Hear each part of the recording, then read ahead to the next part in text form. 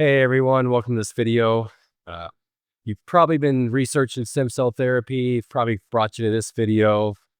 Along the way, you've come across fresh versus frozen stem cells.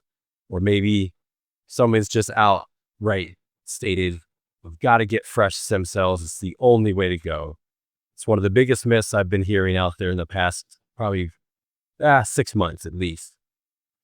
So in today's video, we're going to talk about the research, the actual science that shows what the differences between fresh versus frozen stem cells, some of the pros and cons on them, and what could possibly lead you to make the right decision for your health. So I'm Dr. Travis Whitney. I've been practicing regenerative medicine in the field of umbilical cord stem cells and exosomes for the past 7 years. And in this video, let's talk about fresh versus frozen stem cells.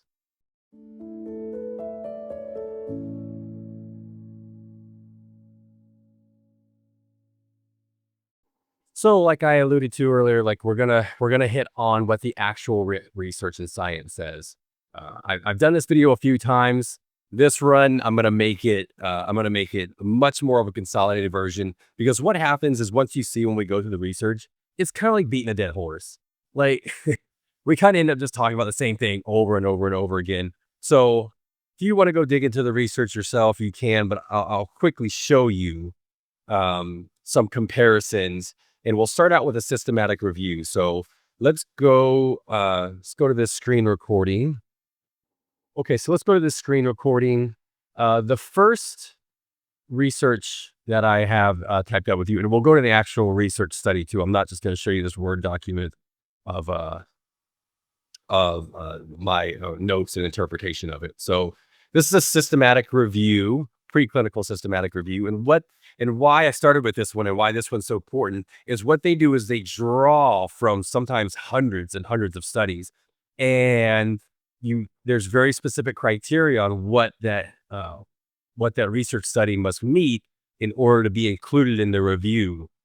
So it's a best way to take a whole bunch of information and pare it down to come to a conclusion, basically. So this group is looking at if cryopreserved MSCs, if they lose what I said, the therapeutic punch compared to their freshly cultured cells. So on a clinical level, administering them to patients is does freezing these stem cells make them less effective than the freshly cultured ones. So here's how the study was done. You can always pause this video. Like I said, I want to keep it brief. But here's some of the findings. And as you can see, I'm not trying to make out that this was a landslide. And if you want the Cliff Notes version, for y'all that don't want to watch all this, we're a couple minutes in. And if you just want to trust my beautiful face and say, this guy knows what he's talking about, I can tell. I know him. I've seen his videos or whatever. And I know patients that know him. He knows what he's talking about, and he doesn't beat around the bushes, and he's not lying. There's no significant difference between cryopreserved and fresh stem cells. There you go. You can take that, do what you want, go watch another video, go outside, play, go pet some puppy dogs or something. But here's I wanted to point out that it's not a landslide either, but that's my interpretation right now. Maybe it'll change in the future. My interpretation is there's no significant difference, and this research says the same.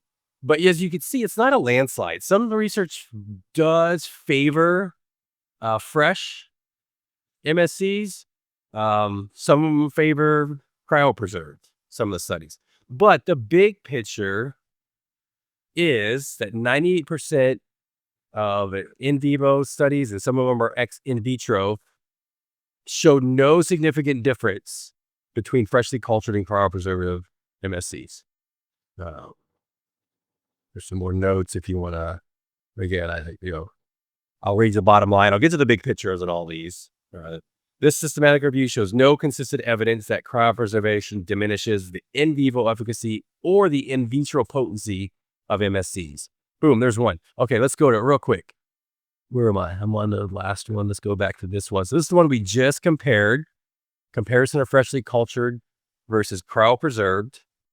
I've highlighted some of the major interesting stuff I saw. Like I said, I don't want this to drag on because as you'll see, it's like it's just kind of seeing the same thing over and over again. So there it is. No significant difference. Not a significant difference between freshly cultured and cryopreserved MSC. P-value of 0.05 for all you statistic nerds. And you can just look, this is a long study. You know, this is them comparing so many different studies. I'm just going to keep scrolling through and scrolling through and scrolling through. You might see some highlighted marks that I said, well, man, I'm definitely going to talk about this for a little while. But then that turns this into a 40-minute video. So you can go look up this study. All these should be open, by the way. All these should be open studies that you can just Google the name or something and find it. Let's go back. Let's hit to the next one. Let's keep it rolling.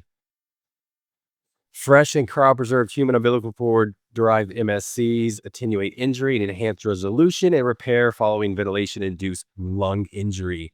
So this one was actually what they did was introduce the different kinds to injured I think it was a mouse model. They compared them to bone marrow. This headed study shows that frozen, thaw, and infused umbilical cord MSCs work just as well as fresh cells at reducing lung injury, dampening inflammation, and kickstarting repair. So let's go to it. You know, let's just make sure I'm not just, I don't know if we can count. Let's make sure I'm not messing around. Here's the study. I'll leave it on here for a sec. Fresh and cryopreserved human umbilical cord derived mesenchymal stromal cells attenuate injury and enhance resolution.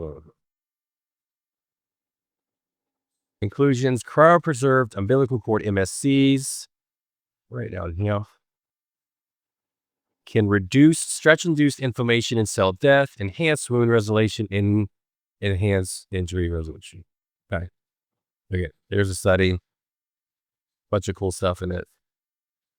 Restore arterial oxygenation, P0.0001, demonstrating that these cells retain efficacy post cryopreservation. All right. I can be a really bit of a smartass right now because there's lots of people, and a lot of these people have some sort of incentive. So a lot of people you hear, there's a reason they're marketing fresh versus cryo-frozen. The reason they're marketing their fresh stem cells. And as you can see, it can't be very much science-based. Or if it is, they might say like, well, I read a study or two. And that's very, that's just weak. You just can't use one study or even a couple to dictate the complete and total outcome of a modality or a treatment. That's why it's important to look at systematic reviews and things like that, because it's going to give you a more accurate representation.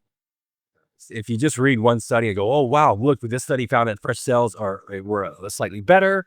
So therefore, I'm going to charge $10,000 extra because we have these fresh cells and they are better than cryopreserved. So you have to use these fresh cells. So it's out there. A lot of clinics are doing it. A lot of representatives of clinics, salespeople and stuff. They're in the Facebook groups. They're in the Reddit groups. You know, they'll hook you up. They'll DM you and tell you, oh, you know, it's the latest research shows.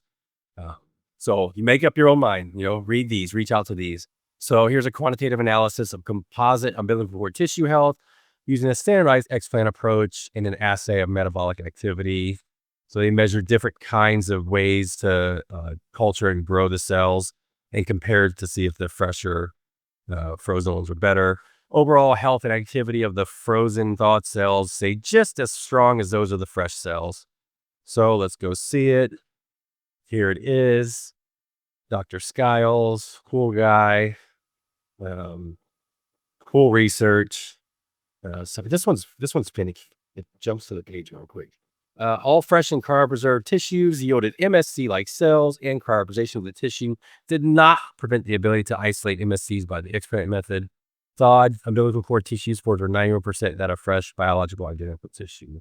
So freezing them doesn't change their phenotype. It doesn't change, the potency of them. This study is really cool. I went on a huge tangent on a couple of things in this study, but again, I want to stick to my script. That's a really cool study to read. Study of the biological characteristics of human umbilical cord mesenchymal stem cells over a long time cryopreservation. So maybe somebody's going to make an argument this time.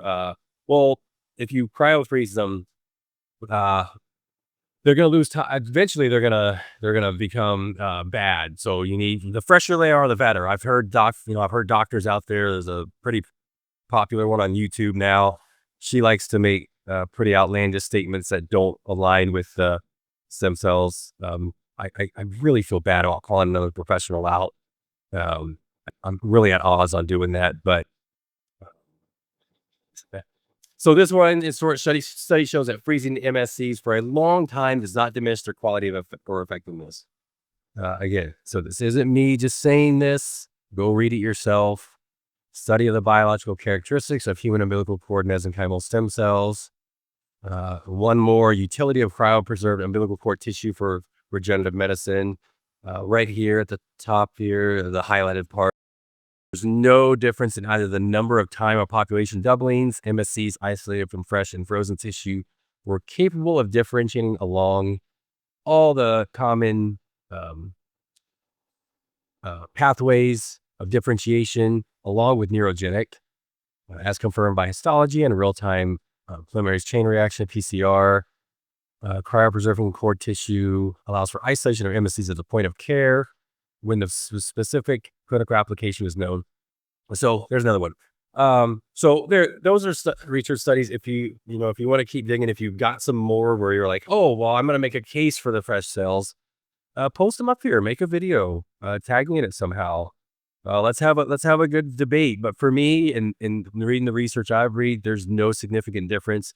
Being someone that's researched them clinically as well as in a research setting for the past 7 years. By the way, it's my full-time job.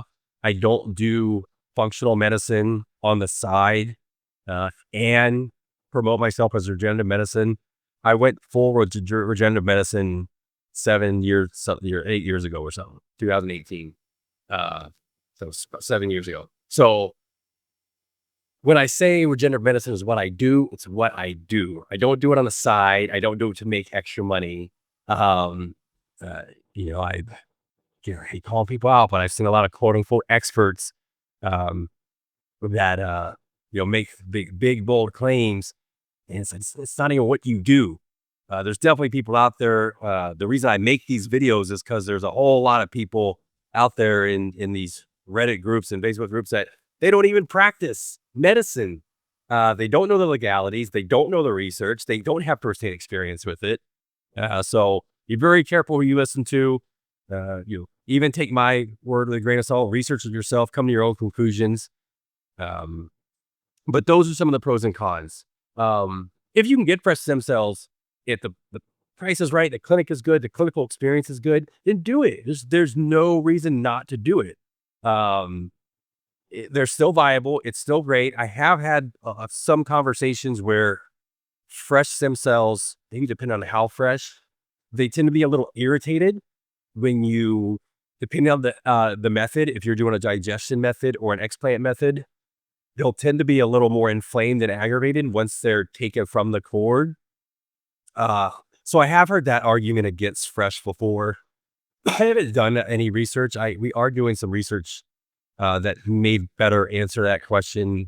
Probably coming up over the next few months, where we're going to isolate MSCs during different passages and look at their metabolic fitness and their mitochondrial function, oxidative stress, and things like that. So who knows when that'll be published? It might be months and months for that to even get published or longer. That's just how research is. So some of the pros and cons are pros. It's fresh is still great. Still a good source of regenerative medicine compared to a lot of other options. Cons are a lot of people are pushing you that's the only solution you have to do, or it's the best. It's as if cryopreserved is just trash and you have to get fresh stem cells. I've heard everything from people making claims that cryopreserved are dead. They're garbage. Don't do them. We all know the Chris Centeno, whose research has been outed for him manipulating and basically making up a lot of his research. He was focusing on biological products, but he also emphasizes that it's frozen umbilical cord tissue outright. His thing is bone marrow, so he's only pointing to people to my clinics do bone marrow, so that's the only thing you should be doing. But people that promote uh, fresh stem cells, they have said outlandish claims like this, like frozen tissue is dead. There's no viable MSCs in it. It's so easy to run a quick viability test. But wanted to keep this kind of brief and just give you the nuts and bolts. So if you want more cool information like this, subscribe to our channel. We're constantly coming out with videos on the latest regenerative medicine, especially around umbilical cord tissue stem cells and exosomes. So we'll see you in the next video. Thank you.